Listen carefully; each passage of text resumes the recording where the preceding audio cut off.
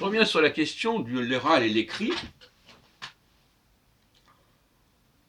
Pourquoi est-ce que l'écrit aurait précédé l'oral? Parce que c'est la thèse que je défends. Sur la base de mes travaux sur la prononciation des mots, prononciation qui est visiblement liée au code de prononciation des mots et qui en dépend complètement, l'orthographe ne servant pas à transcrire l'oral, mais étant déterminante. Et c'est l'oral qui va essayer de rendre l'écrit, et pas l'inverse.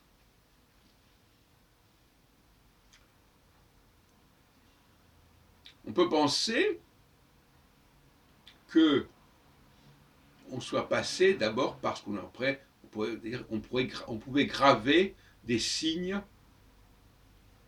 sur des pierres, par exemple, ou sur le sable, enfin, peu importe. Et que c'est dans un deuxième temps qu'on aurait appris à prononcer ces signes. On les aurait prononcés justement lorsqu'il n'y a pas de visibilité, lorsqu'il n'y a pas de lumière. D'où le propos que j'ai développé tout à l'heure sur la caverne. Quand je ne peux pas lire les signes, je dois les prononcer. Et donc je dois élaborer un système de lecture des signes. Et en même temps, d'une certaine façon, je crois avoir montré que l'écrit détermine lui-même, détermine des codes de prononciation. Donc c'est encore plus grave, c'est-à-dire que l'écrit, non seul l'écrit va dicter une certaine prononciation. Alors cette prononciation, elle ne sera pas forcément respectée. Perte des usages, perte du mode d'emploi. Ce qui fait que l'écrit reste correct, mais l'usage varie. Donc l'écrit reste la matrice. En tout cas, dans les langues comme le français et l'anglais. En tout cas, pour le français, l'anglais étant purement calqué sur le français, sur bien des plans, tant lexical qu'au niveau phonique. La phonologie, justement, nous égare un petit peu.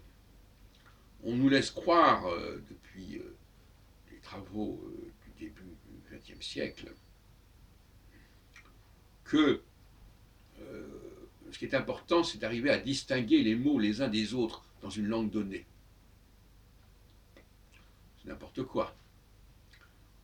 En réalité, il s'agit avant tout de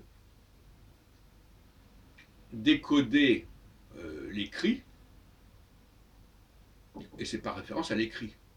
D'ailleurs, bien souvent, quand on parle, on a en tête l'écrit. L'enfant qui apprend à lire, évidemment, déjà, il connaît la langue, oralement. Et c'est là le problème. C'est ça qui est un peu abrutissant pour l'enfant. Il connaît la langue, et il croit, quelque part, que l'écrit ne fait que transcrire la langue. Comme par exemple dans le cas de l'hébreu. Généralement, on croit que on parle l'hébreu avant de le lire. Mais ça ne veut pas dire pour autant que l'écriture hébraïque soit calquée sur l'oral.